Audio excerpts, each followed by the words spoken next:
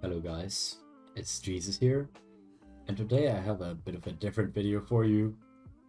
Today we're actually gonna be doing a little bit of programming, and I'm going to show you how you can implement a modern OpenGL rendering pipeline in Minecraft, specifically in a fabric mod, just for fun, or if you actually need it for a mod you're making.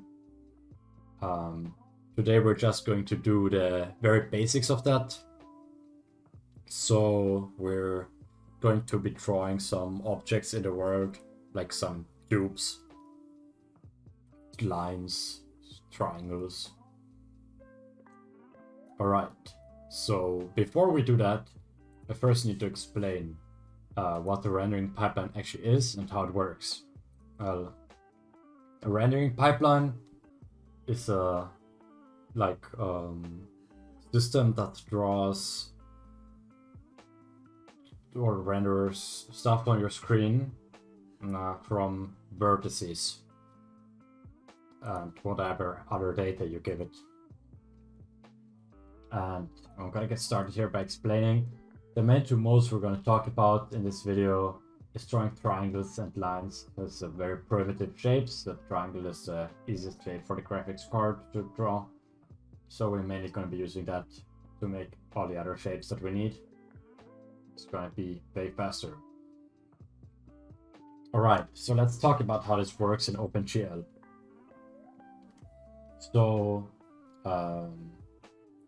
what we're going to do is we're going to have a vertex array object. And that is going to contain all our vertex buffers. Now, what is a vertex buffer? A vertex buffer is just a storage for vertices on the graphics card. And vertices are like the points that we want to make shapes out of. And then we're going to create a vertex buffer and put it into the vertex array object. For the purpose of this, we're just going to need one vertex buffer. There's actually situations when you need multiple vertex buffers, but in this situation, like I said, we just need one vertex buffer.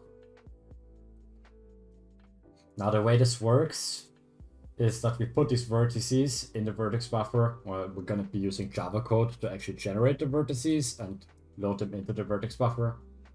And here you can actually see the entire pipeline. Anything that's yellow is gonna be solved in Java code, and that's green is gonna be solved in GLSL code. The red things we're not gonna do in this video or are done for us.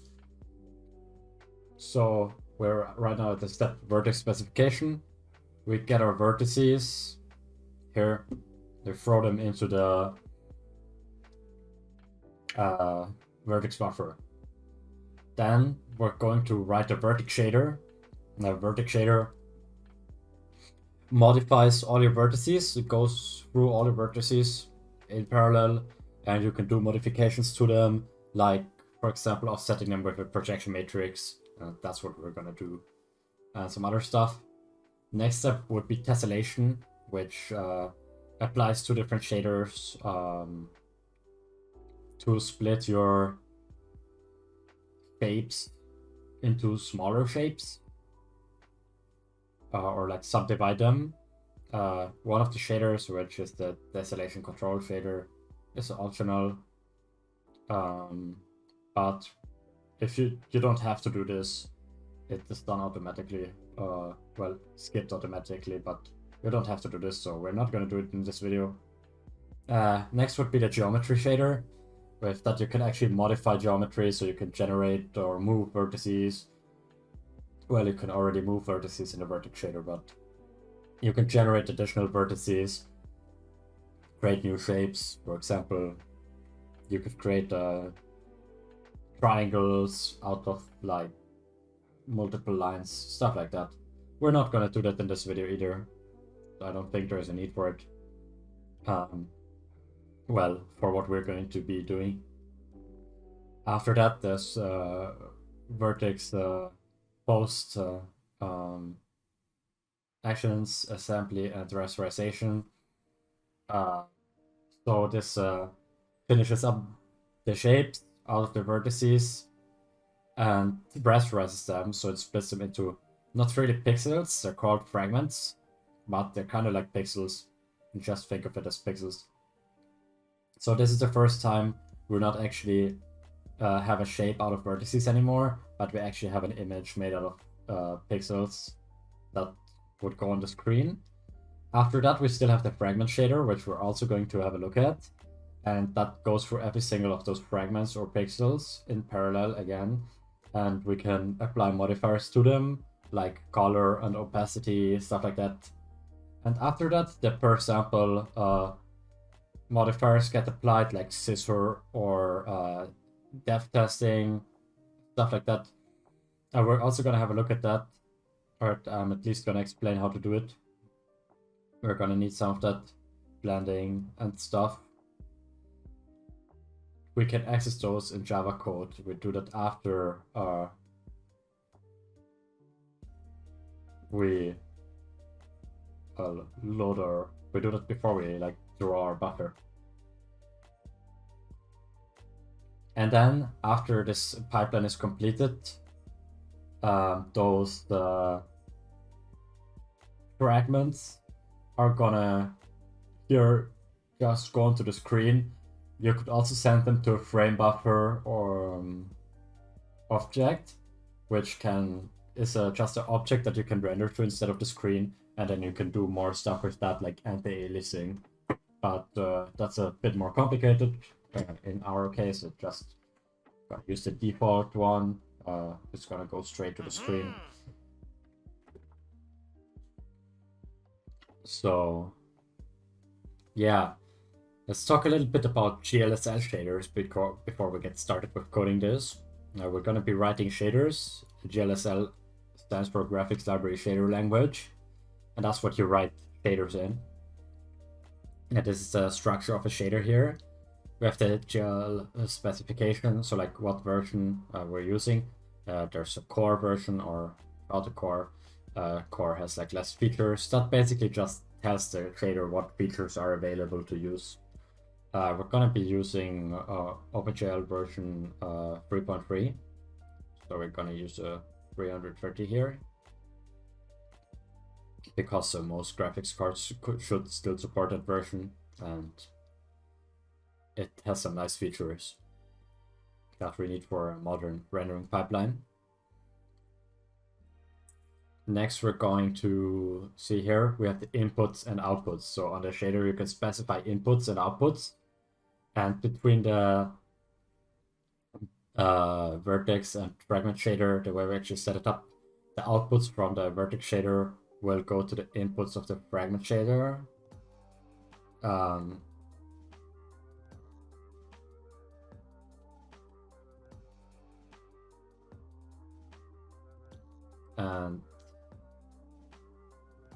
yeah, but that's obviously we're gonna get into that later. There's also the layout where you can like specify what order stuff gets passed in.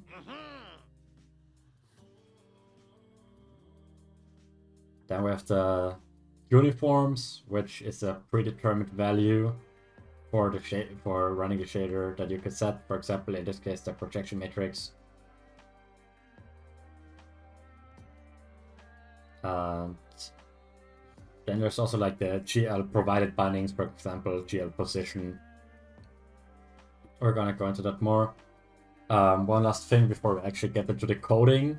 Graphics cards are pretty low level, so they don't really use any high level Java objects like arrays or vertex objects or like vectors. The way we're going to put data into the graphics card is using a buffer, which is just like a fucking just a lot of objects thrown in a row into a like thing. It's basically just like a region in memory with objects in it. So the way we do this The way this actually works is we're going to use a float buffer for floating point numbers, and you just put a lot of numbers in a row. And for example, if we're going to do position and color for each vertex, then the first 7 numbers are going to be first vertex, second 7 numbers are going to be second vertex, and the first 3 are going to be like XYZ, and then it's going to be RGBA for red, green, blue, alpha for the color. We can specify in what order we do this. This is just an example.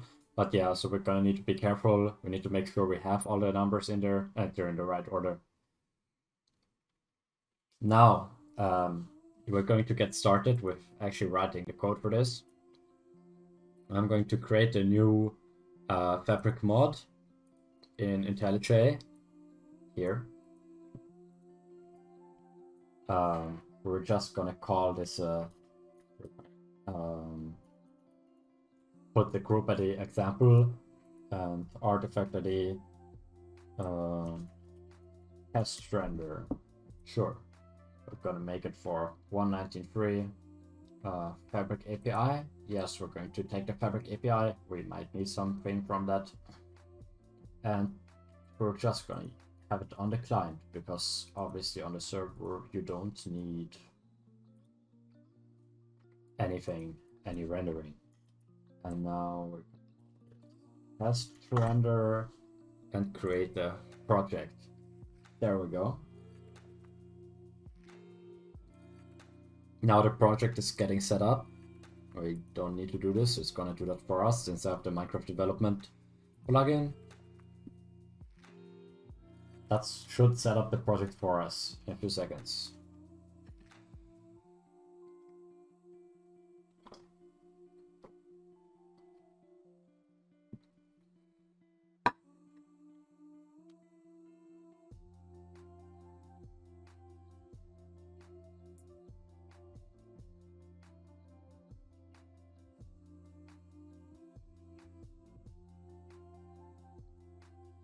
Actually view the progress here.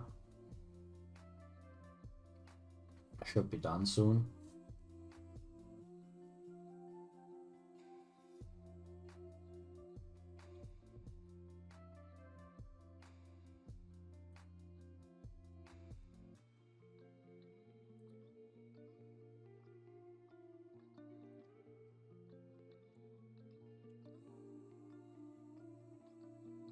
Obviously, first time creating a Minecraft mod project takes a while because it needs to, well, it needs to decompile the source code so we can actually use Minecraft classes in our mod, which we definitely need to do.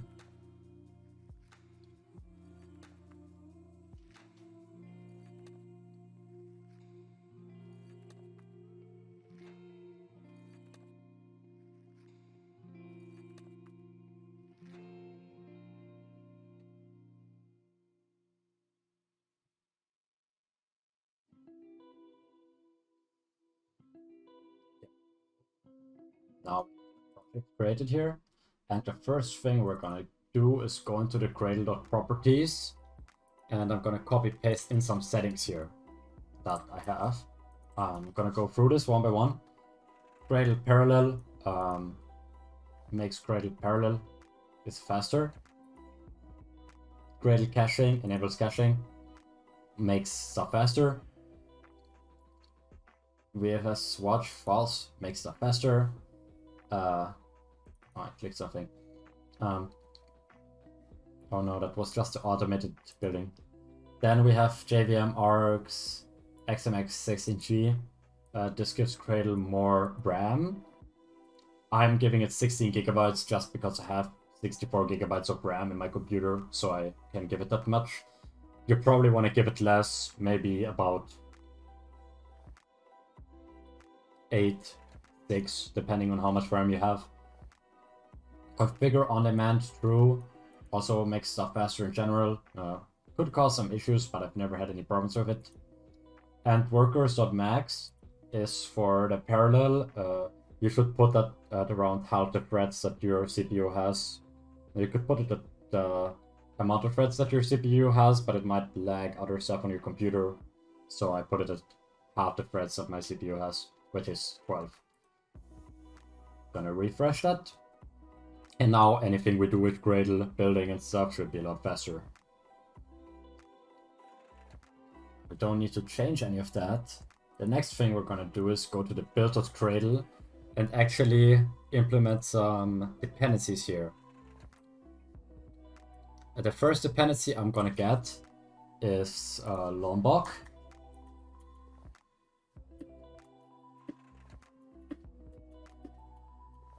I'm just gonna write here what it is. Lombok is a very nice annotation processor that adds a lot of useful annotations for automatically generating getters, setters, and stuff. I use it all the time. A lot of people use it. And then we're gonna add a Jom library. We will need this because this contains some implementations that we will use, like for example, for the matrices.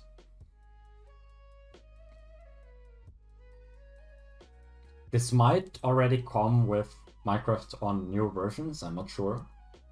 But I'm just gonna import it regardless, just in case.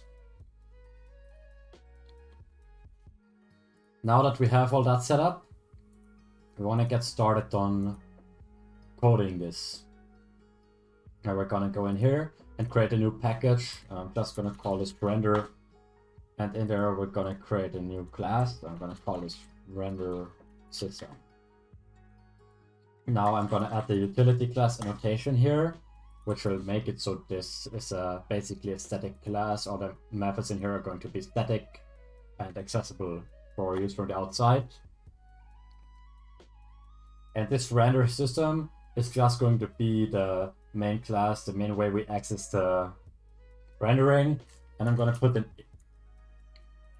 init method in here. I'm gonna do public void init. And we're going to run that here on initialize client. There we go. So anything that we need to initialize, we just throw in here. We don't have to worry about it anymore. It's gonna run on when the client starts now. Now the next thing we're going to do is actually write some wrappers for OpenGL. So we want to write some stuff that does OpenGL things for us with Java functions, so we don't have to call the OpenGL functions every time. It's gonna make stuff a bunch easier. I'm gonna call this... actually, let's call this buffer manager, since in here we're also going to have our vertex buffer defined. This is also going to be a utility class. And in here, we're first of all going to define two private variables, a vertex array object and a vertex buffer object. Now you will notice these are just integers and not actual objects. That's because, like I said, the graphic card doesn't have objects, stuff like that. It just uses numbers. And these objects are actually on the graphics card and not in our Java program. We don't really have access to them. We only have access to their IDs, and we can get information about them or put information into them using their ID, because they are on the graphics card. So now we also want to have init method on here that's going to initialize those two. And this init method we're gonna call in here, so we don't have to worry about that later. Our buffer manager here is gonna get initialized. Now what we're gonna do here is we're gonna use the Fabric API event client lifecycle events of client started dot register. So this will register a function that is going to run once the client has actually started. So this will run after the client has started. That's important because OpenGL will not have been initialized when this init function runs. So we will get an exception if we try to do anything while that happens. So we need to wait until the client has actually started. Anything that we do in here will be run once the client has started. We're gonna assign a new vertex array object. And the way we're going to do that is we're going to call from GL33. Like I said, we're using OpenGL 3.3. We're going to call glgen vertex arrays. This is going to generate the vertex array and return the ID of that vertex array. We're going to store it in this variable, VAO. And now what we're going to do, right click on this GL33 and add on-demand static import. That's just going to import everything from GL33 up here. So we don't have to worry about typing that anymore. I'm also, at this point, go into my settings, find save, actions on save, and click optimize imports and reformat code. This just means every time I save, it's going to get rid of unnecessary imports and fix up my code if I fuck something up. Now we're going to also make a new vertex buffer. We're going to do VBO equals glgen buffers. This is how we make a new vertex buffer. All right, and now we're going to create some utility functions that we are going to be using. The first one is going to be to bind the buffer.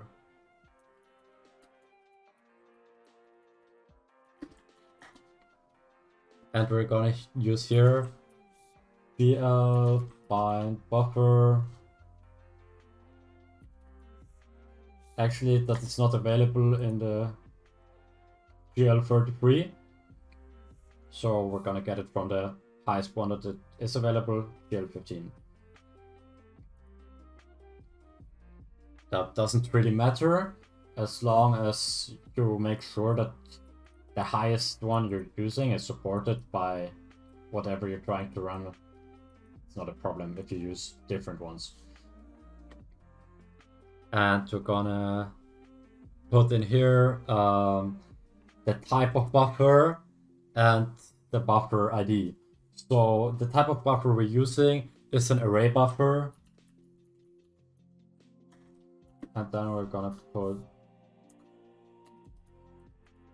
vertex buffer object. Array buffer, that just means all the vertices are in there in a row, like in an array. There's the different types of buffers that you can use for different things or for different ways of implementing this, but we're just going to do the simplest one, which is an array buffer. We're also going to make an unbound buffer. The method for that is called, actually, we need to call GL bind buffer again. GL array buffer, and we need to just set the ID to 0. That's a default buffer, so we will be unbinding our custom buffer. Always make sure if you're doing OpenGL stuff, especially if you're doing it in an already existing ecosystem like Minecraft, if you do anything, you reverse it after you're done, because otherwise you will fuck things up. Minecraft might rely on things being the way they were before, and if you change them and don't change them back after you're done, it's gonna fuck things up. Alright, next we're gonna be able to actually write data to the buffer, and for that we're gonna make a write buffer function. There we go. And we're gonna need a float buffer in here. I already explained the float buffer. We're gonna need that here. And now we call GL buffer data. This will put data into the buffer. GL underscore array underscore buffer. And then you can put the float buffer and the usage. So then we're gonna put buffer, and then for the usage, we're just gonna use a GL static draw. Static draw. There's also static copy and static read, but since we're using this buffer for rendering, we're using GL static draw.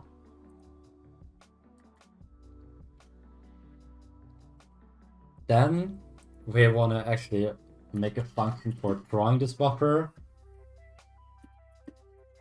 So we're gonna make a draw function, and we need to specify draw mode and the amount of vertices.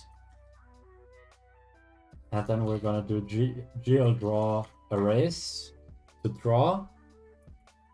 Just gonna put the draw mode in here. We always start at 0, and then the amount of vertices.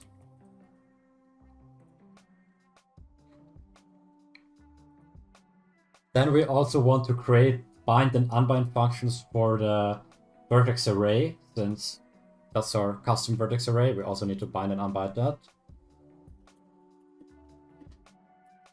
I'm just gonna call this one bind. And now we want to remember what vertex array was bound previously and bind that again after we're done, since the Minecraft uses different vertex arrays, and otherwise we would be messing things up. So I'm gonna create a variable here,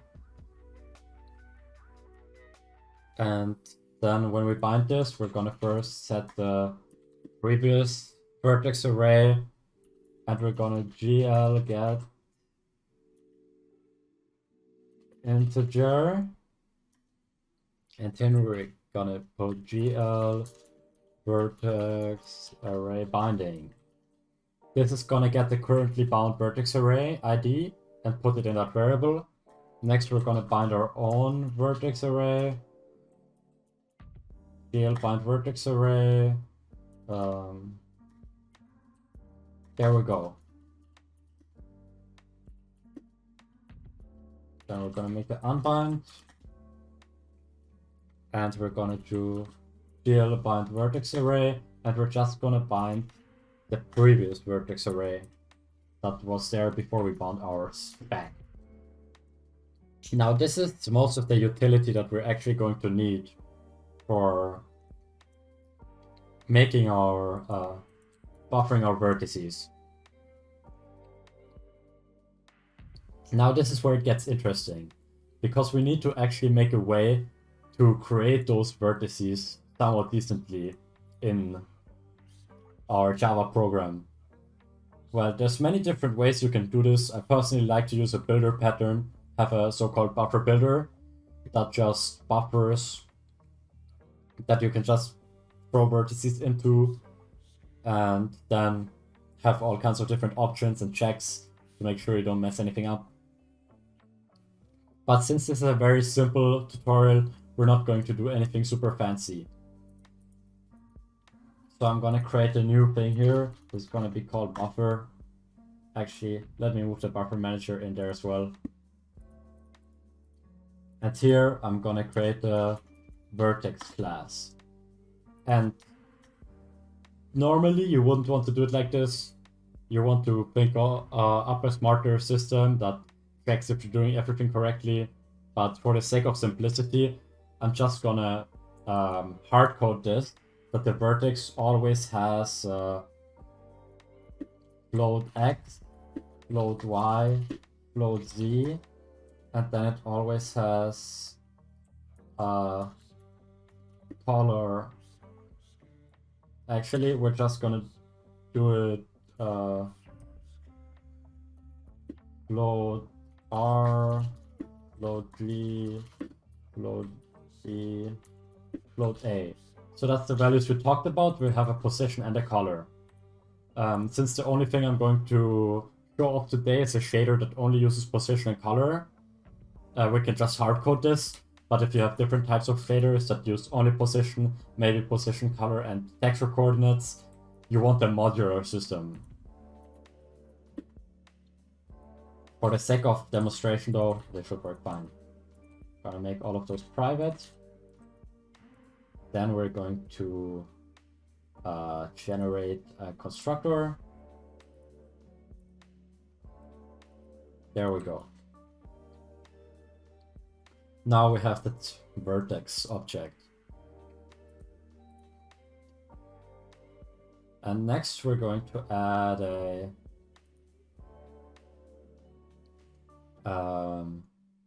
new thing here, which we're going to call the world buffer. World, because we're using this to draw in the world. Again, you probably want a more modular system if you're going to do different things, but since I'm only going to be drawing in the world today, I'm just going to hard code this. And the first thing we want to do here is to make a list of vertices. Private vertex list.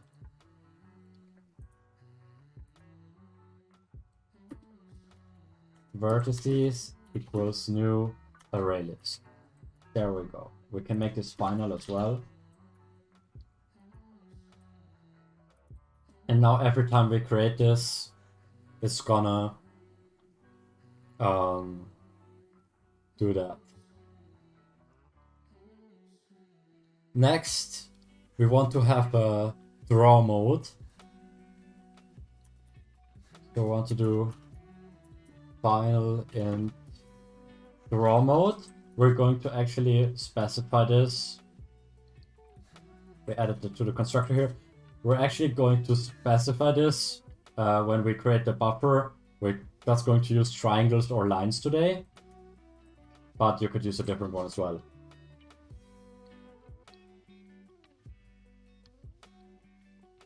And that is actually it for now. Now, before we move on, we're also going to need to load our shaders, because we also need our shaders to actually draw the vertices on the screen. Now this is where it gets fun. I'm going to create another package here called shader, and I'm gonna create a shader class in here that will represent our shader. And the shader also has an ID on the graphics card because they're also loaded on the graphics card. So we want to get the private final int ID here.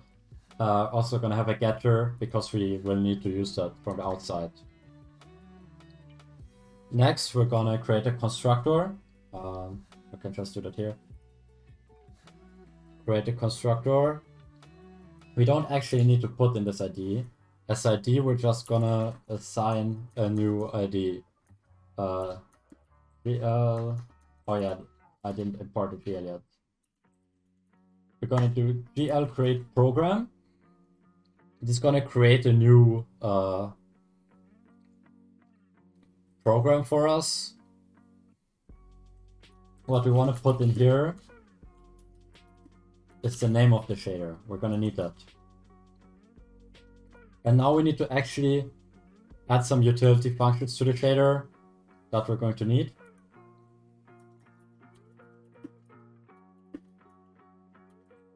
We're gonna create a bind function, which is gonna just, let me add the static import here real quick. GL use program ID public. We're also gonna make an unbind function again. GL use program 0. There we go.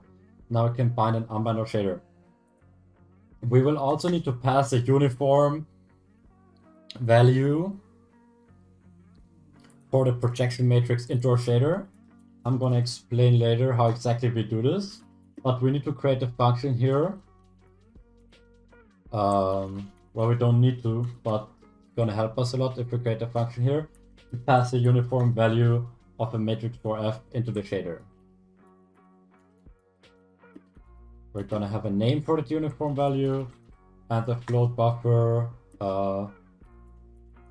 that represents our actual matrix. So what we then want to do is we want to bind the shader, put it in, and unbind the shader. So first we're going to bind, and then we want to use GL uniform matrix for float,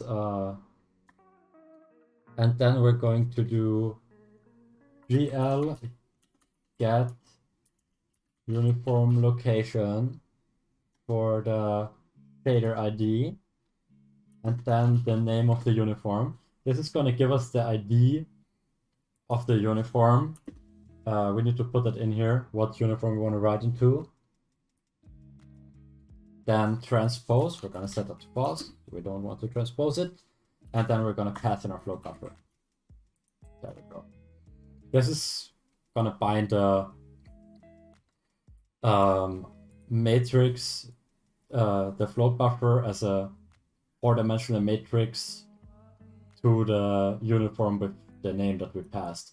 You can also do this for other values like integers and floats and vectors. I'm gonna quickly show you how to do it, even though I don't think we're gonna need it in this. It's a lot simpler if you don't use a matrix because no buffer. We're just gonna do a value 2f, which would be a 2D vector in 2f vector, 2 float vector in a shader.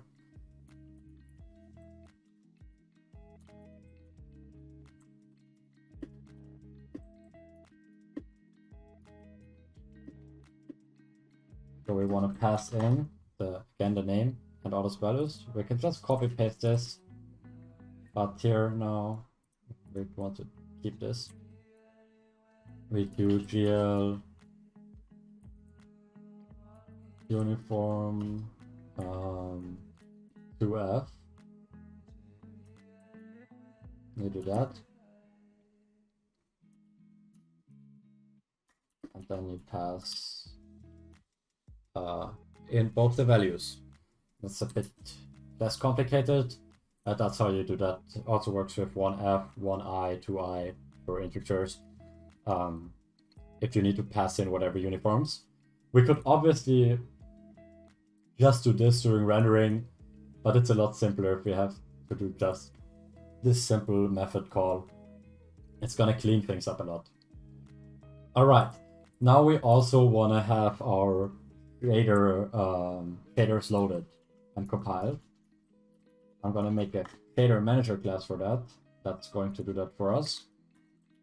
And we're gonna annotate this with a utility class. And in here, I'm gonna have some shaders. Obviously, we're gonna need to get those, but we don't want people to be able to, or we don't want ourselves to be able to change those variables from outside. So we set it private, use a getter. And we're gonna put a shader, and we're just gonna call this position color shader, because that's what shader we're gonna make. If you have other shaders, then you can just throw them in here as well, or you design a better system for this. That's up to you. And now we also want the init function here. Public void init.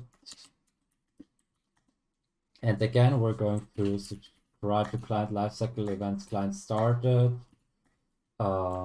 Because for this, OpenGL also needs to be initialized. And we're also going to add this to shader manager.init. We're also going to add that here. So that gets run. And now we want to create a function private void load shaders. And this is going to load and compile our shaders. So what we're gonna do in here is we're gonna do position color shader equals new shader, and we're gonna call this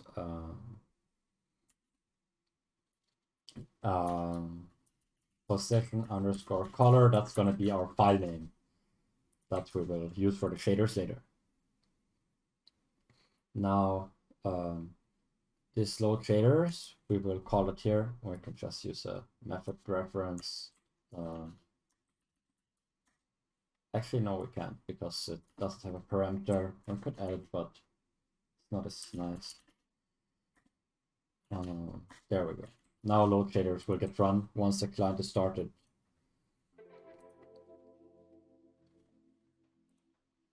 And what we want to do now is we want to create a method to actually compile the individual shaders.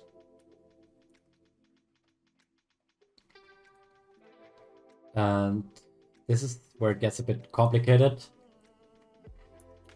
We want this to return the shader ID of the loaded shader program, so int. We're gonna load the shader program. We're gonna want the string name for the file name. And we're gonna want to specify the type of the shader, if it's vertex or fragment. Now, obviously, we're gonna need some more advanced stuff for that. We're gonna make a enum down here, internal enum. That is gonna have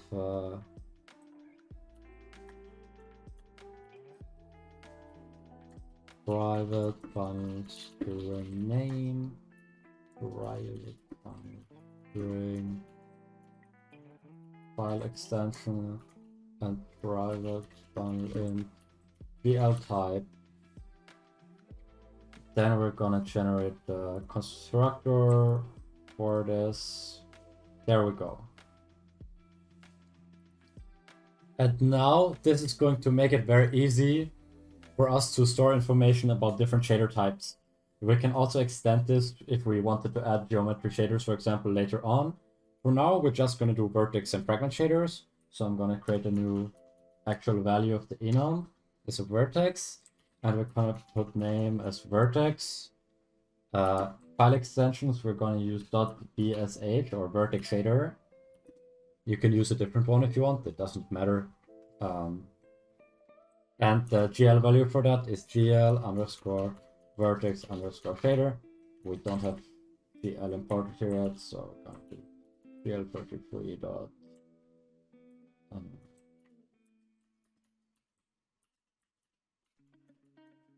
GL vertex shader. There we go. I'm also going to add the static import here. It's very handy. Now we can copy paste that and do the same for the fragment. Fragment, FSH, VL, fragment shader. Now we have those static values. If we want to add more types of shaders, we can add them here. And this is going to be very nice for us to use. We're going to do a shader type here, type. And that's where we actually pass the shader type. Now we want to actually load the program. And for that, we're going to need to get it from the Minecraft resources. So the first thing we want to do is make a resource factory that's going to allow us to access the resources from our resource folder for the mod. Resource factory, we're going to do Minecraft client or get instance of get resource manager. That's a Minecraft resource manager that will allow us to get the resources from here. Now we're going to do optional of resource. No, optional isn't imported. Resource factory dot get resource, and then we're gonna make a new identifier. Now we're gonna get our client namespace. In this case, it's just gonna be called renderer. Take a string. I'm just gonna call it renderer.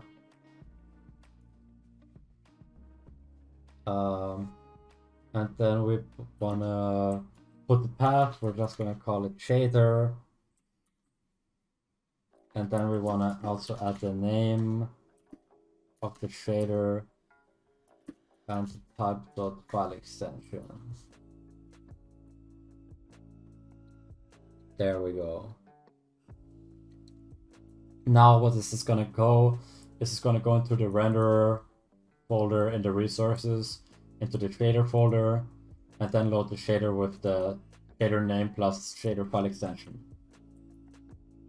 And this is an optional because the file does not have to exist, so if it doesn't exist, it's gonna be empty. So now we're gonna actually check for that. If resource is present, so when the file actually exists and it got loaded. And here we're going to use some Mojang code. As much as I hate to use Mojang code, we're going to use the GL state manager, the GL shader source. The reason we use this is because it does a lot of annoying shit for us.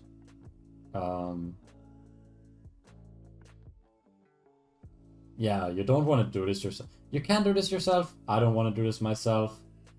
Because this is not fun. So we're just going to use Mojang Swing for that, even though it's honestly not very great. Before we do that though, we also need to create a shader. We're gonna just create an int I, which is gonna stand for ID. We're gonna do GL create shader, type.gl type. That's gonna create a shader of the type that we have. GL shader source. We're gonna need to specify the shader ID here. And then the next thing that we're going to need to specify here is going to be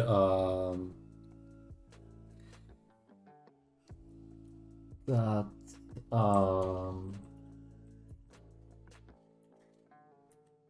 way to load the shader.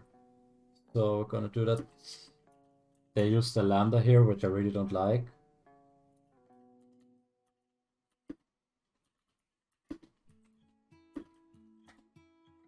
Pretty sure this is how they did it.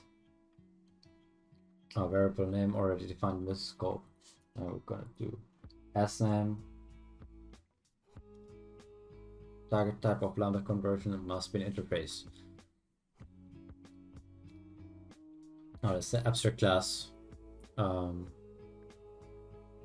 We're just gonna keep on going and see what happens.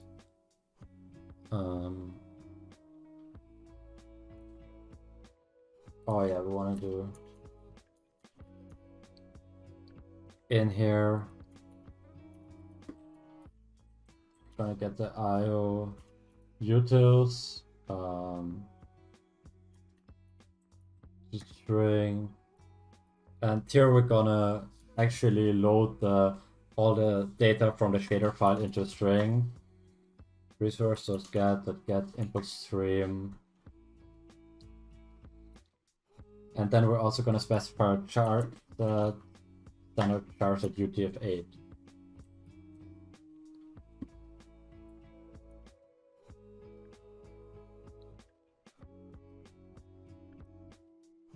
And we probably now want to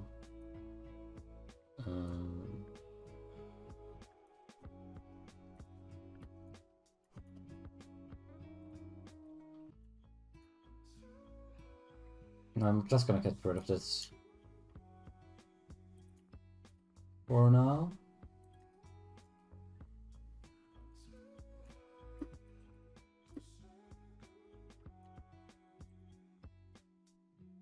I'm trying to figure out how to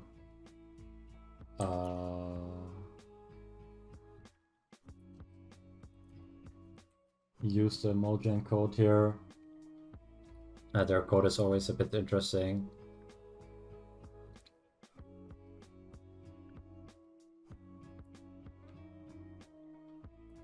Oh yeah, we actually need an import processor. So we're gonna make here a new GL import processor.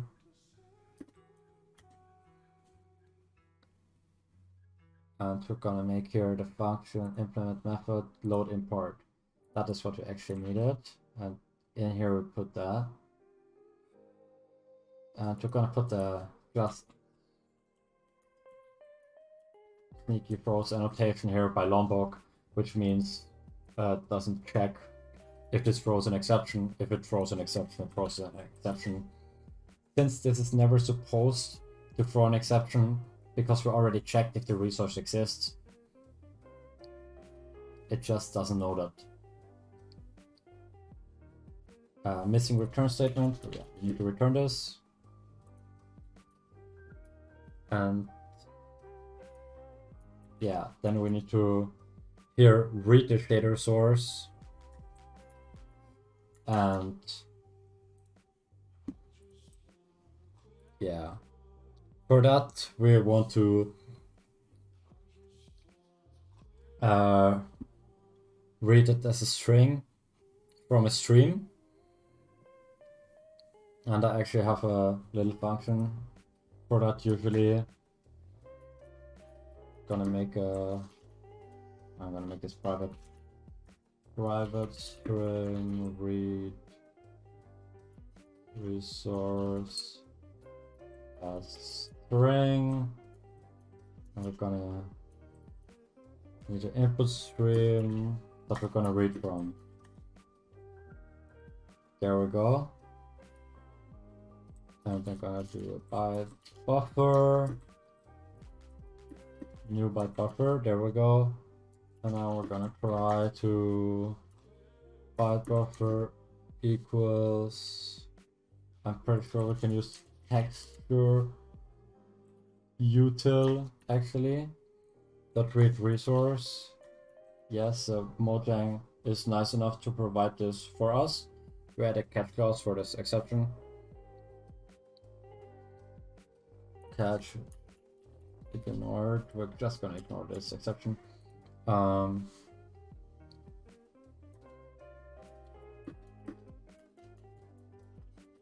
then we wanna ID index byte buffer dot position, and then we'll byte buffer dot rewind. Swap the byte buffer around, and then we're gonna read this as SC. We're gonna need to put the byte buffer in and the position that it goes to. And this is gonna actually read the content of this input stream out as a string. And then we also wanna add a finally clause here to if byte buffer is not null. We want to use memfree to actually clear up that memory. There we go. Now we have our little method here that can read that as a string. And now we want to do here read resource as string. And then we're gonna use resource to get the input string. And this again is going to might throw an IO exception. We can add try catch for that. No, we should probably actually put all of this in a try catch. There we go. Now I can add the catch clause, and we're just not gonna throw, but we're gonna print the stack trace, and it's gonna tell us the error. At the bottom here, we wanna return 0, so in case it didn't work, we're just gonna return 0.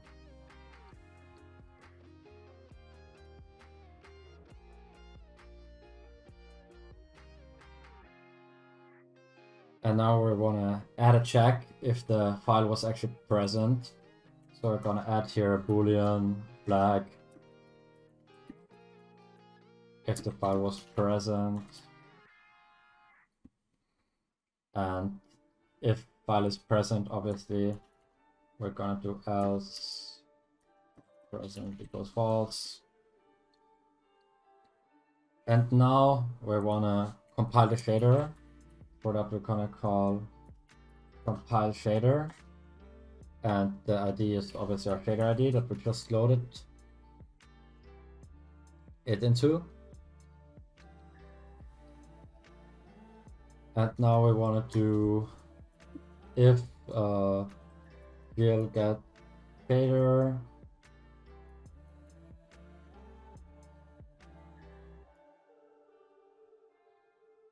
get shader I shader info. We're gonna get the ID and we're gonna have the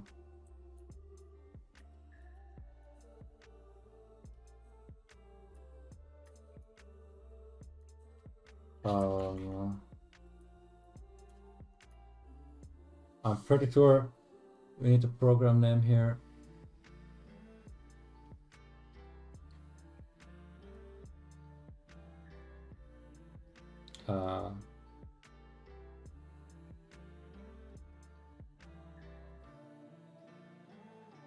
We're gonna get the real underscore compile status. I think that's the one we want to get. Yeah, we want to get the compile status of the shader, and we're gonna check if this equals 0.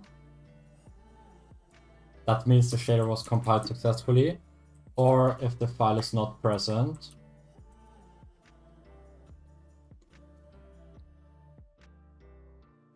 So if the shader compiled successfully or the file doesn't exist, we're gonna or if the shader didn't compile successfully, sorry, if the shader didn't compile successfully, or the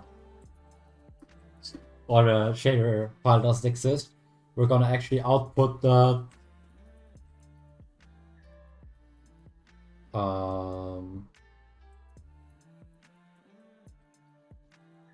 that log, so we can debug our shader, we can know what's wrong. We're gonna do that. Info log. We want our shader ID, and we want to specify max length.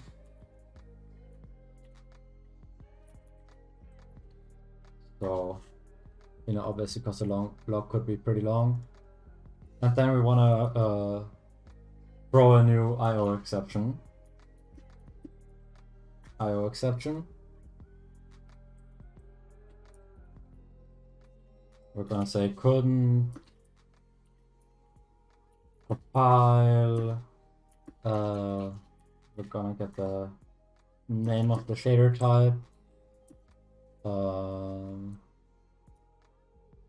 We're gonna say program, and then we're gonna put the name of the program as well, and then we're gonna output the log. This is gonna, if our shader couldn't compile, it's gonna log what shader couldn't compile, what type of shader, and why it couldn't compile from the graphics card log. And then after we do that, we want to return I. This is gonna get methods, unreachable statement. If statement has, oh, I had a thing there. All right, so now this function should be done. This should actually be able to load the shader. And now we want to go back to the shader, and when we create our new shader, we actually want to do in v equals shader manager.load shader program name shader type.vertex, and in f equals shader manager.load shader program name shader manager.fragment. They are now reloading the vertex and fragment shader for this specific shader. And Now we actually also need to attach those. GL attach shader, ID, we're gonna use the ID, and we're gonna attach the vertex shader to this program. And then we're gonna also attach the fragment shader to this program. And then we're gonna link this program to the ID. There we go. Now this completely compiles and loads our shader into that class. And we have our shader now. That's very nice. Now we can keep going with the buffer. I'm gonna go back to the word buffer and add a private final shader. I'm gonna import the shader and add a constructor parameter for it. So now we need to specify the draw mode and the shader we're going to use when we create a new buffer.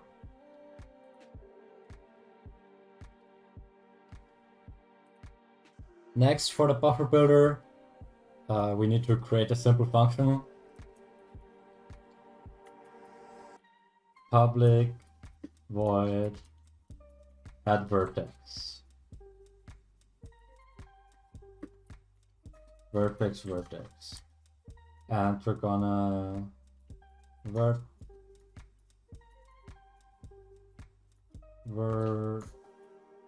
so add vertex. It's gonna add a vertex to our vertex list. Normally, if you have a builder like this, you wanna have a bunch of checks to check that the vertex is valid. You wanna have a bunch of other functions to modify the vertices in it, like transform and translate your buffer. But for the sake of demonstration, I'm not gonna add all that here. It should be pretty simple to figure that out yourself. I'm just gonna show you how to actually get the stuff on the screen. So we're also gonna do that again. Void.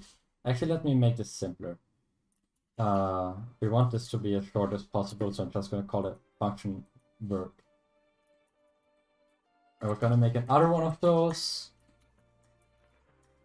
But the difference here is gonna be we're gonna actually get all the arguments in here. I'm just gonna copy these from the vertex. Here. There we go. So we can actually also call it with these arguments instead of having to put in the vertex object. It's going to create it for us. That's very nice. Now we have the ability to add vertices to the buffer. And now we want to actually be able to draw this buffer. So the way we're going to do that is we're going to create another function here. Public void draw. All right, and to draw this buffer, we're going to start by getting our buffer manager and binding our buffer manager and binding our buffer. Now we have our buffer bound. We need to write the buffer, but for that we need to get the buffer. We need to create the buffer. So we're gonna actually make another function for it. Private load buffer, get buffer. And this is where what I explained earlier comes in. We need to have all those vertices, all those numbers, just in a row in the float buffer. So we need to have a new float buffer. We're gonna use the buffer utils dot create float buffer, and we're gonna need the int capacity, and for that we're gonna get the vertices dot size times 7, since we have 7 values: XYZ, RGBA. That's how big the buffer is gonna need to be. And then we're gonna make a new list of floats, array list of floats, new array list. And then we're gonna loop for vertex lists. And we're gonna floats dot add vertex dot. And now we need to actually have getters for these, so we can actually get the value out of there. Gonna quickly add those.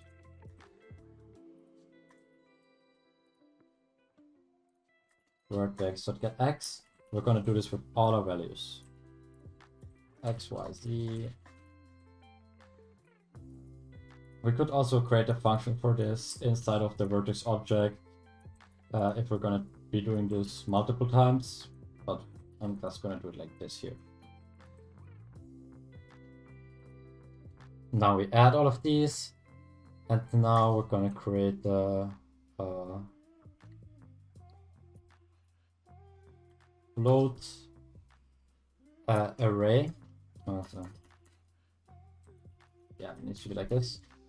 Float array.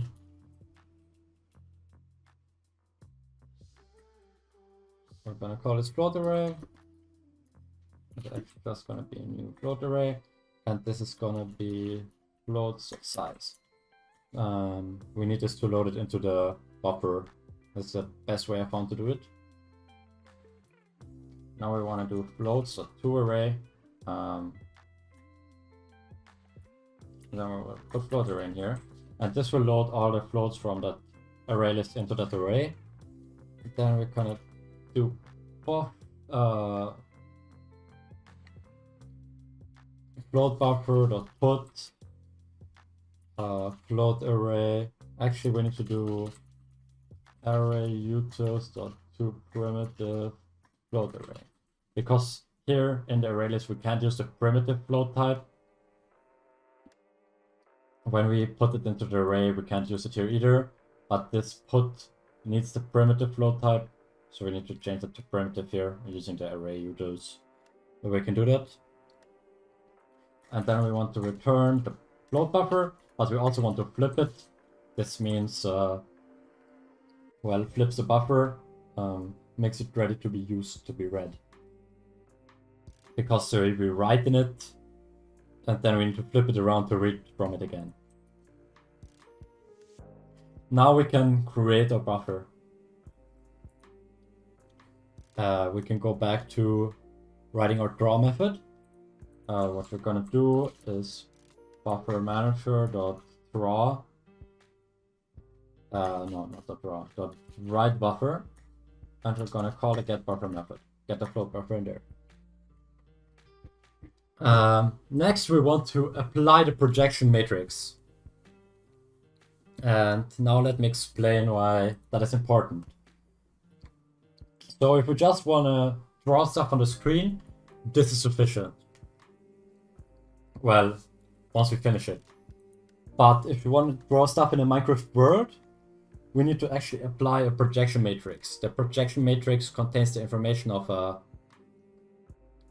the angle we're facing and the FOV of the camera, stuff like that, on how to draw the stuff on the screen. Because the way we'll draw it right now,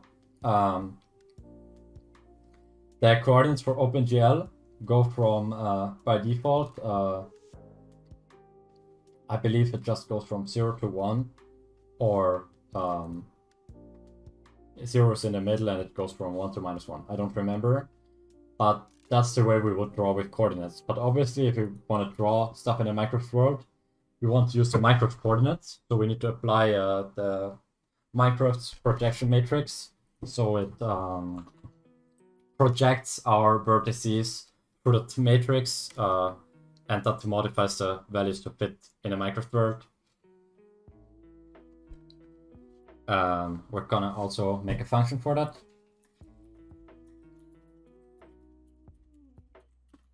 Apply projection matrix.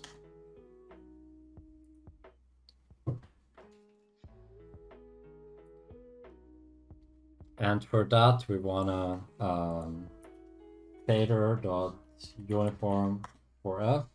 Oh, forgot to make this white. We're gonna set the projection matrix in here. We're gonna do U for uniform projection. You're gonna see this later in the shader, this name. You can make it whatever you want, but you're gonna need that later in the shader. And now we need to get the projection matrix.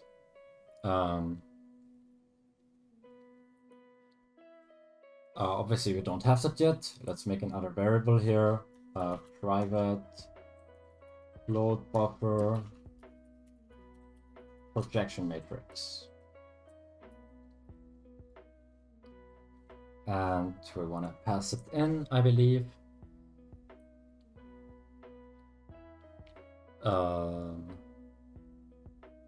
But we're not going to actually pass in the projection matrix. What we're going to pass in here is the world render context. This is from the Fabric API for the world render events, and this contains all the information about the world rendering. We wanna then create a few more variables in here. We will also need the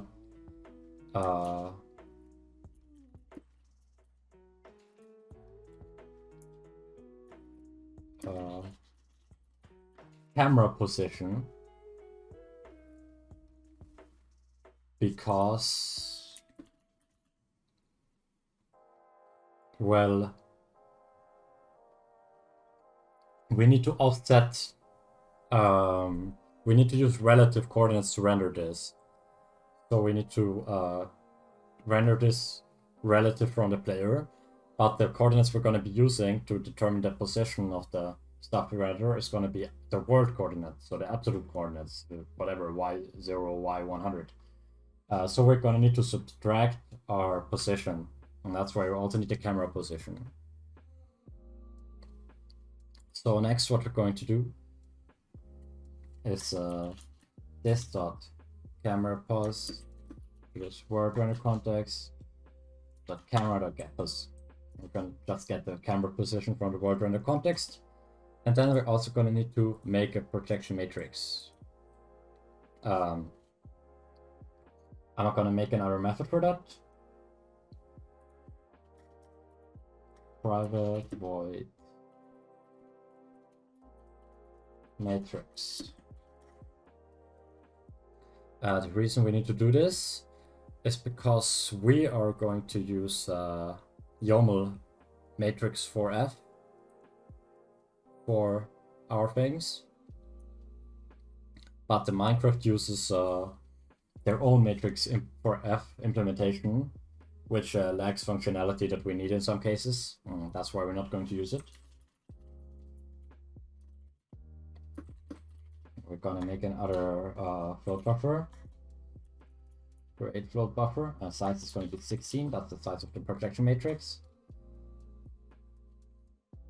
And now we're gonna up here matrix for F.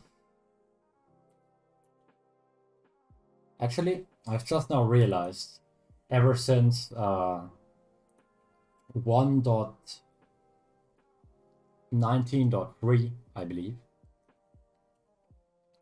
Minecraft has switched to using YOML matrices themselves. So we don't actually need to do that.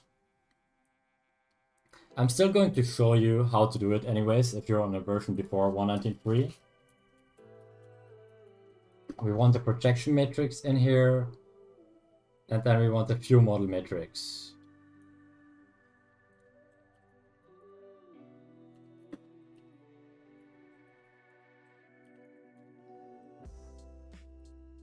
That's the two what we need to get into here. And then we wanna projection matrix dot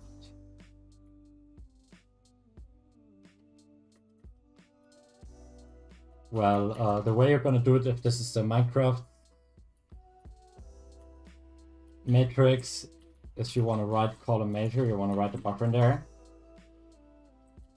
Then you want to make a YOML matrix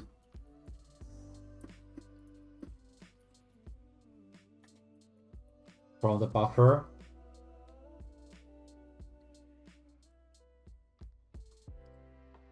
So we write the projection matrix into the buffer and then make a new YOML matrix from the buffer. Then we're gonna get a view model matrix.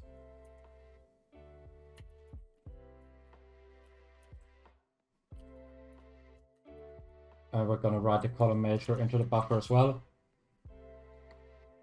And then we're gonna get the matrix and multiply it by the view model matrix. For that, we're just gonna make a new YOML matrix from the buffer that now has the other matrix in it. And then we're gonna set the projection matrix to matrix.get for the buffer. There we go.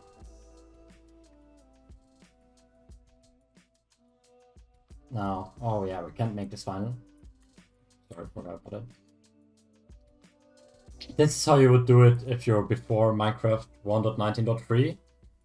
And these two need to be the Minecraft's matrix for f, and these need to be the YOML matrix for f. Now, the way we're going to do it now is to just, we're going to create a new float buffer. We're gonna projection matrix dot multiply, and we're gonna multiply it by the view model matrix. There we go. And then we're gonna get buff, and we can just move that into here to get a nice one-liner. That's how we can do it in Minecraft 1.19.3, I believe. If I'm wrong, I'm gonna find out soon enough. And now in the apply projection matrix function, we're gonna get the projection matrix. And now in the constructor, we actually want to make the projection matrix. We need to work around the context of projection matrix, and the work around the context dot matrix stack dot peak dot get position matrix. The view model matrix is actually just like the thing for how Minecraft projects its vertices, and then the projection matrix is for the play camera. So now that we apply those, we should be good. We can keep writing our draw function now. Now at this point, we want to apply the projection matrix, the entire thing that we just coded. And now we want to add attributes. So we want to tell OpenGL where the data in our float buffer is and what it means. So for that, we're gonna do GL vertex. Oh, do I not have OpenGL here? Attrib pointer. I'm gonna add a static import here real quick. On demand static import. Don't mind the sounds in the background. I'm AFKing on complex and it's people are messaging me. Add position attribute. So we want to do the index of it, which in this case would be 0 because the position comes first. And then we want to do vertices.size. So actually, I just realized we gonna have to do it differently.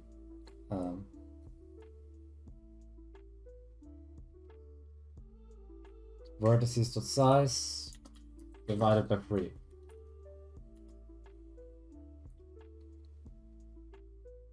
No. I'm kind of lost right now. No, size is gonna be 3. And then we're gonna do a GL float because we're using floats. And it's not the normalized value, so we're gonna put false here. Import static method. Here 20. There we go. Then stride is gonna be 0. And the pointer to it, we're going to make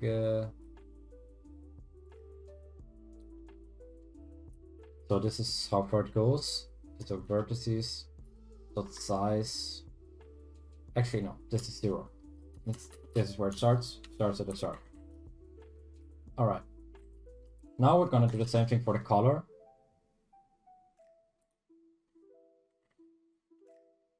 Index here is gonna be 1. So this is the second argument for the shader. Size is gonna be 4.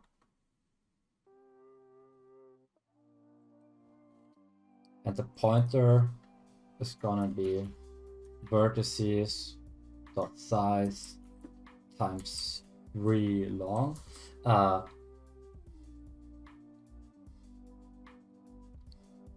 The reason it's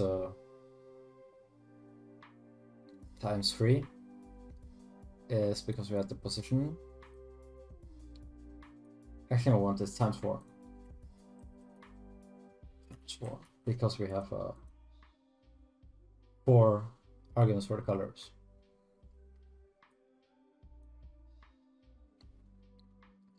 And yeah.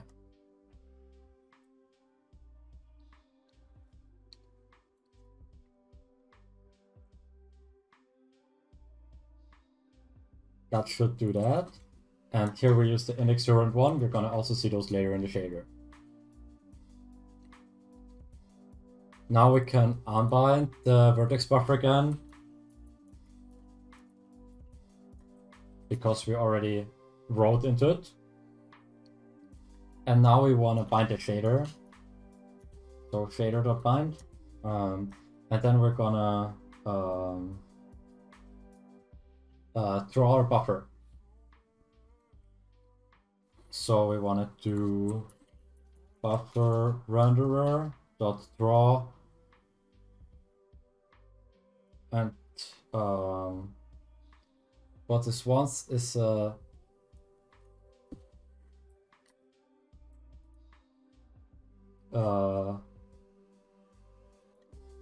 wait, and then buffer manager dot draw, and what this wants is the draw mode, which we already have here, and then the amount of vertices.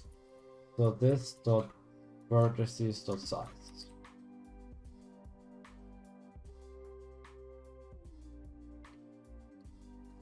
Amount of vertices.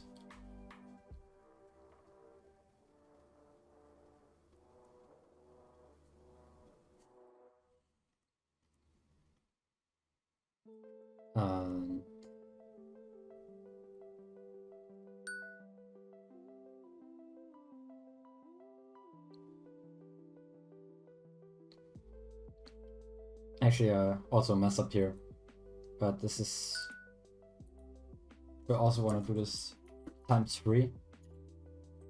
The reason we do this times 4 long, I explained that wrong. This is the length of a float in the memory, so 4 bytes, I believe, and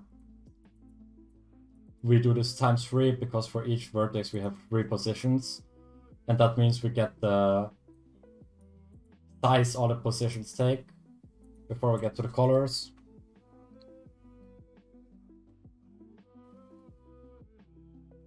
And also said we're going to have to do something differently. Here when we build this buffer, we actually have to add all the positions first. And then we have to add all the colors. That's the way the graphics card likes it. I'm sure we could do it some other way, but it would be a pain in the ass.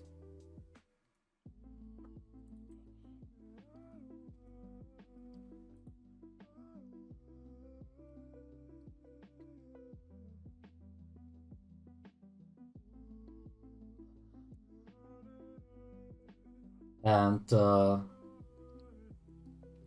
another thing we have to do is subtract the camera position, like I said before. So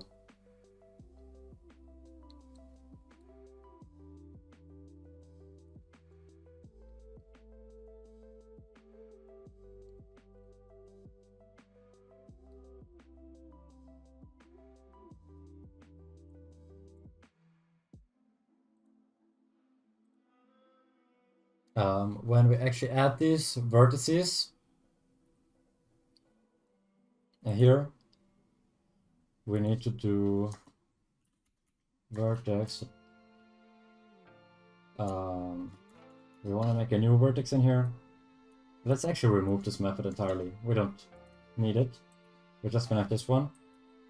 We're gonna create a new vertex. X minus the camera position.x. We need to cast that to a float. And we need to do this for y and z as well. Y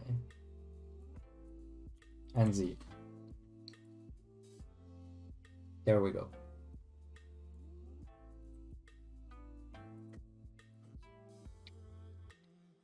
All right. Now we can finish our draw method.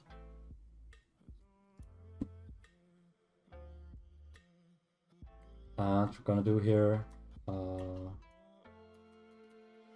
shader.unbind again, unbind the shader, and then finally we're gonna buffer manager.unbind. We're gonna unbind the vertex array object.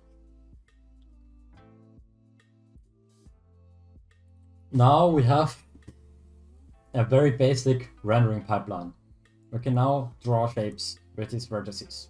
What we're still missing is the shaders, a way to actually test it, and some utility functions to help us. I'm going to start with the utility functions. I'm going to make in here a render helper class, and it's going to be a utility class. I'm going to make a public void draw line function,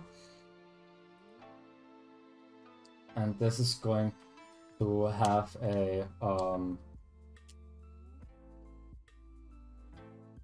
float x1, float y1, float z1, float x2, float y2, float z2. I'm gonna have a color here as well. And we're gonna also take as an argument world buffer. And then we're gonna in here do buffer.vert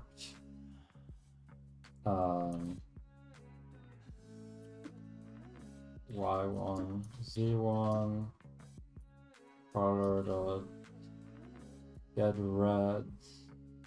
I believe we need to divide this by 255 because that's an integer and we need a float. We're gonna get the same thing, get red, green. Oh, here, that's where we need to get green, red, green, blue, and alpha. Now you could implement this in a prettier way. Just doing this quickly for demonstration purposes. We're gonna do the same thing at the second coordinates. So this is gonna buffer two vertices. One at the first set of coordinates, one at the second. That's obviously gonna make a line if we're drawing in lines mode. And I'm also gonna make a public world buffer start lines.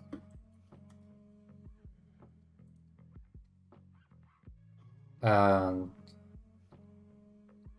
what we're gonna do here is we need the world render context, pass it in here. That's gonna call it context. And first, one thing we can do is to enable. I'm gonna import that here as well. And this is not worth making an extra function for. We want to enable GL line smooth. That's going to smooth other lines that we draw. You don't have to enable it, but it's going to make it look a lot nicer. Next, we want to return new world buffer, and we're going to use draw mode GL lines, and we're going to put in the world render context. Oh, we also need to put in the shader that we're going to use. We're going to use get shader manager.get position color shader and a world render context. And then we're going to make one last function, which is going to be public void end lines. It's just going to end the lines. And now there's a bunch of things we want to do. First, we want to GL enable GL blend. This is going to enable blending, which is basically just overlapping, but well, transparency in general, and then overlapping transparencies. And we're also going to set a specific blend mode. GL blend func separate is what we're going to use for that. And the first one we're going to use is GL source alpha, GL1 minus source alpha. And then we're going to use GL1, GL1 minus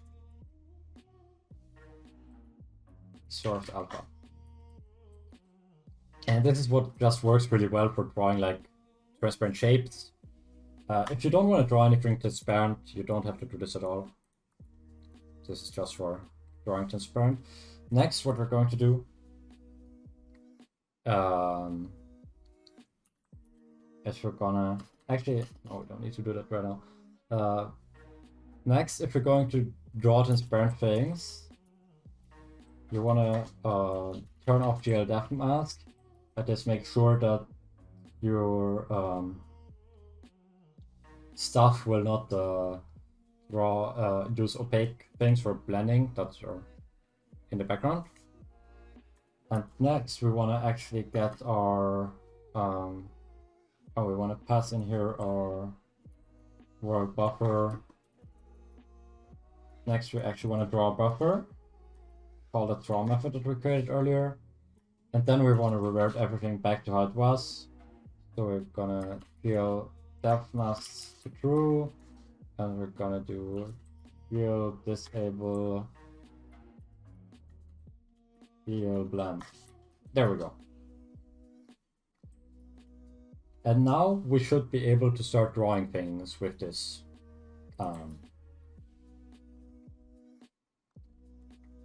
Next, we want to write our shaders. So for that, we're gonna go into a resource folder, make a new folder, assets, dot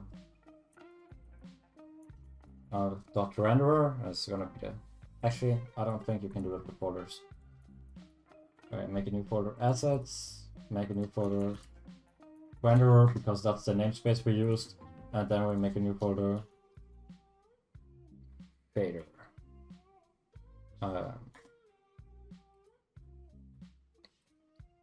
And inside here, we're going to create the two new files.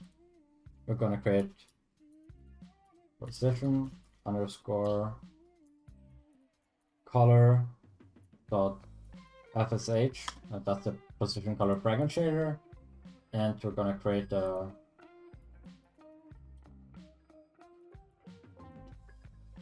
VSH. Sorry, my alarm's going off. Be right back.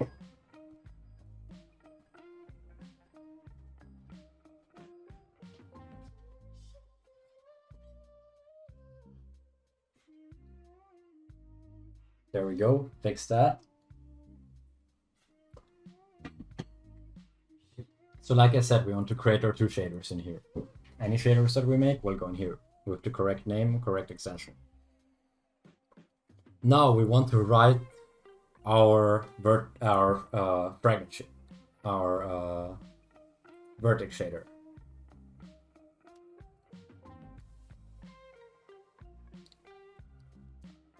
And the way we're going to do this is first we need to specify the version.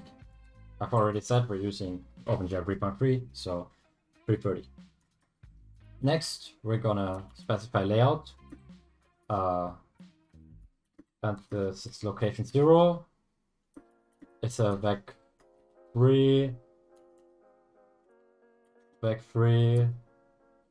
and I'm gonna name this I_pos for input position. This location 0 here is the same thing that we set here. Index 0, this is the position 0. Size 3 is a vec3. A chill float, this is our positions that we set here. Now we did the same for the color with index 1 and a vec4. So let's do those as well. Location 1, vec4, input color. Now we get our position and color from the graphics card. We also want to add a uniform. That's the projection matrix that we added before.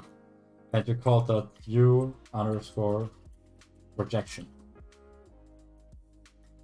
And then we need to output something for the fragment shader, and we're gonna call this vertex color. Matrix for this needs to be a vec4. This is the color of the vertex. We're gonna keep passing that to the fragment shader so it can work with the color. Next, we're gonna do void main. This is the main shader function, and first we're gonna set GL_position.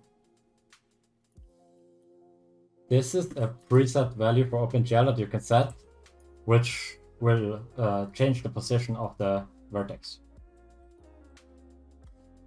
And we want to do that because we need to apply our projection matrix. So we just multiply our projection matrix, and we need to create a vec4 here because projection matrix is a 4-dimensional one. But we aren't doing any depth buffering right now. We only have the positions, so we don't have the fourth value in our position vector. So we're gonna put I+ here, and we're just gonna put 1 as the last vector value always. So now our projection matrix gets multiplied with our position to apply it, and we set the new position to that. Next, we're gonna output the vertex color, and we're just gonna pass on the color because it didn't change. We can change the color here based on different parameters, or just set the color in here if you want to have a static color for the shader. This is the entire we wrote this in the fragment shader. This is the vertex shader. And now we're going to write the fragment shader. Again, specify the version, and we're going to get the value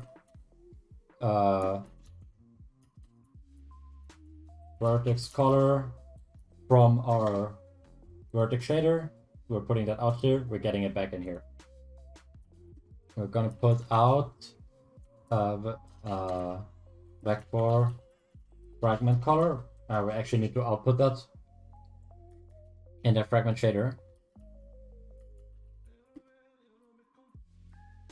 And here we go. And now we're just going to set the fragment color to the vertex color in here. Very simple. We just keep passing on the color that we already set.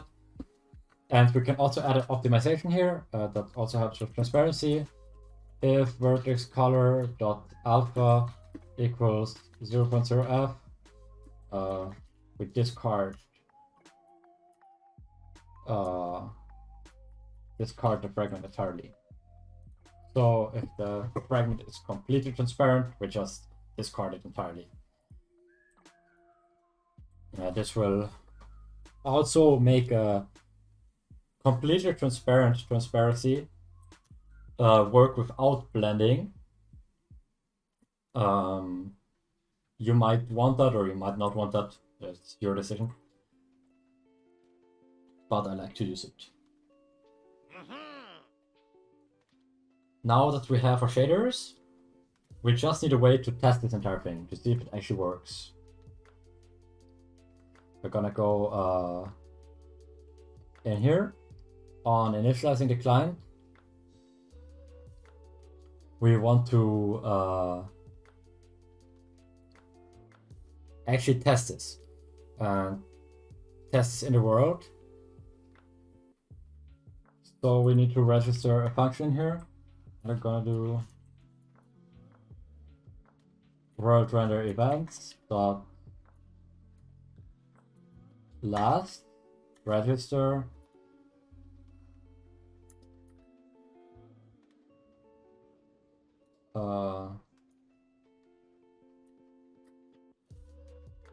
and context. There we go. Now everything that is in here is gonna run on the last world render event, and it's gonna get this world render context from Fabric API. And in here, we're actually gonna make a new world buffer equals, and now we can use our render helper dot start lines, and we're gonna pass in the context here. And now we're gonna render helper dot draw line buffer. Then we're gonna put the start position at, I'm gonna put x0, y 100, and z0. Then gonna put x0, y 101, and z0. So that's the coordinates in the world. So we want to draw at 0, 0 a line from 100 to 101. And then we're gonna put the color red, because it's easy to see. And then we're gonna do a render helper dot end lines buffer. Note that in between these two calls, you can draw a lot of lines in different positions anywhere you want. And you should do that because that makes it very efficient. This means once we end lines, we only use one draw call to draw however many objects we want to draw. And that means it's very, very fast. And that's one of the major benefits of a modern OpenGL rendering pipeline. Now it's time to see if this actually works. Oh, I had it set to build here. We want to actually... Now it's building. Give it a second. We want to actually run client here. I'm going to be honest. I'm not sure if this is going to work. Oh, mod ID. Yeah, you're not allowed to have capital letters in your mod ID. Pretty sure that should fix it.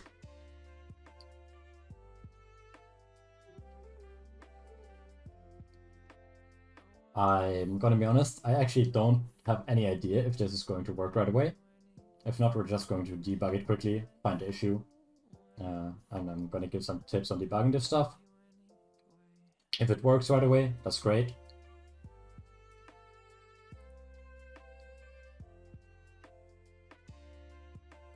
This is just an exception for authentication. We don't have an account in the development environment.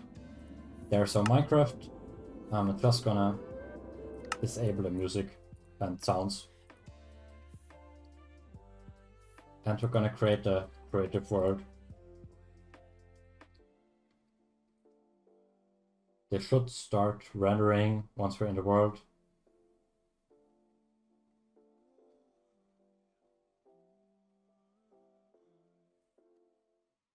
So now we wanna TP to 0, 100, 0. That's where we are drawing the line. And I don't actually see anything. It's supposed to be here. So let's start debugging.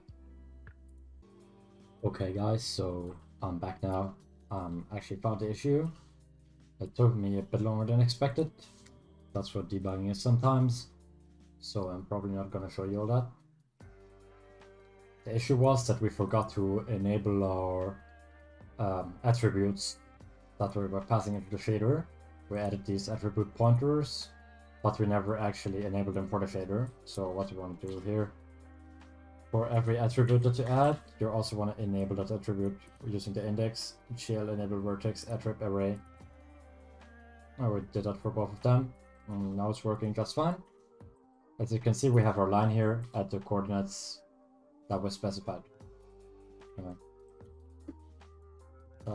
0, 100, 0. Yeah, as you can see, that's obviously this TPs me to the middle of the block, and this is on the corner. Now, what if we want to draw actual shapes and not just lines? Then we're gonna need to draw triangles. We wanna, if possible, draw all shapes out of triangles because it's the fastest. So let me just copy this code here, and we're gonna create a start try function and draw try. And obviously for draw triangle, we're gonna need x3, y3, z3. And we wanna buffer a third vertex using those third coordinates. Now we have all the three corners of the triangle getting buffered. And for start try, we don't need line smooth. And we want to switch the mode to GL triangles.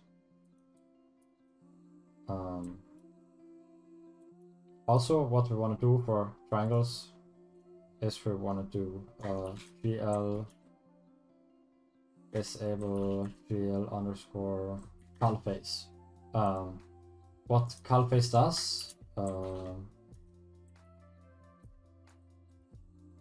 is it doesn't render stuff that it thinks you can't see.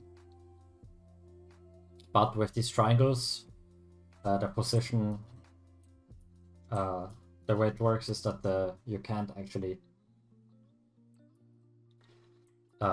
he doesn't actually know that if you can see it or not, so it will always only render one side of the triangle.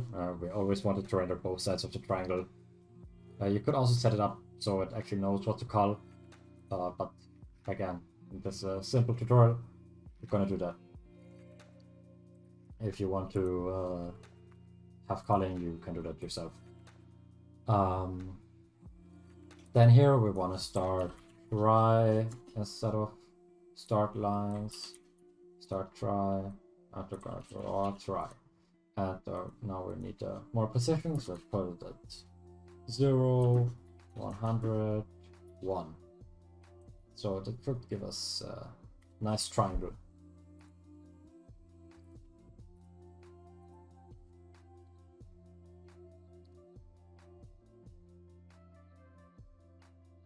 Let's go in here, and yes, as you can see, we have a triangle here.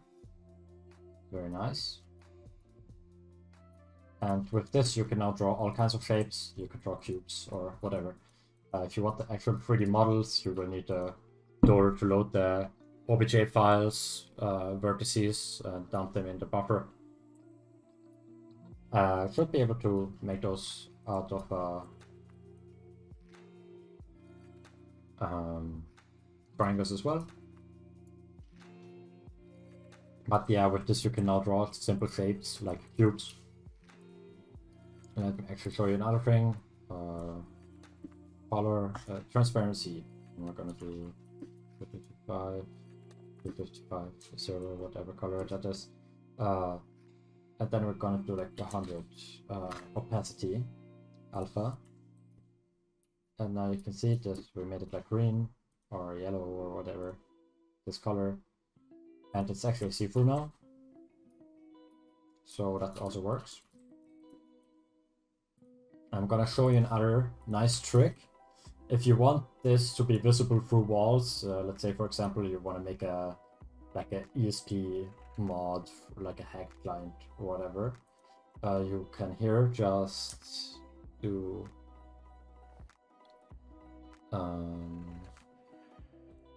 VL depth range, and you set this to 0.7. Give here GL depth range. We set this to 1 again. Afterwards to revert it. This will change the range for the depth checking. So what that will mean is that this will always be the rendering will always think that this is higher up than any other layers. Let's just add a block here. We can try this with. As you can see, we can see through the block, but it's still transparent, so we can still see the block through it as well. Now, if we remove that again, you will not be able to see through the block anymore. There we go. Now, we're also going to talk about scissor really quick. Not actually going to implement it, but you can do GL scissor.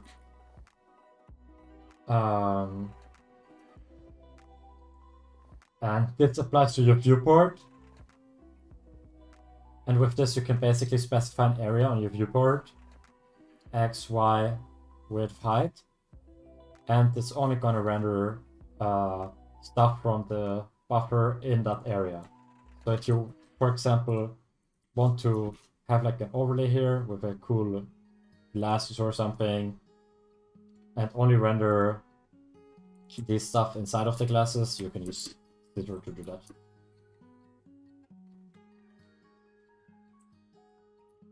Yeah, so we just created a modern OpenGL rendering pipeline that supports custom shaders on Minecraft. It's super performant, very easily expandable, especially if you made some stuff more modular than me here and didn't hardcode everything. And yeah, I hope you enjoyed this. If you want to see more videos like this, if this helped you out, leave a like, leave a comment. If you have any questions, feel free to ask me, though I might not know the answer. Now, 3D rendering is a complicated thing. And I'm gonna actually show you one more thing as a bonus. And I'm gonna show you what happens, how you debug a shader. So let's say, by chance, we forget this semicolon here. I have a plugin for IntelliJ, so it's gonna show me that I'm missing a semicolon. You might not have that, you might still not see it. And now we try to actually start a client. It will actually still run, but our rendering is not gonna work because we don't have a shader for it. Because the shader is not gonna compile.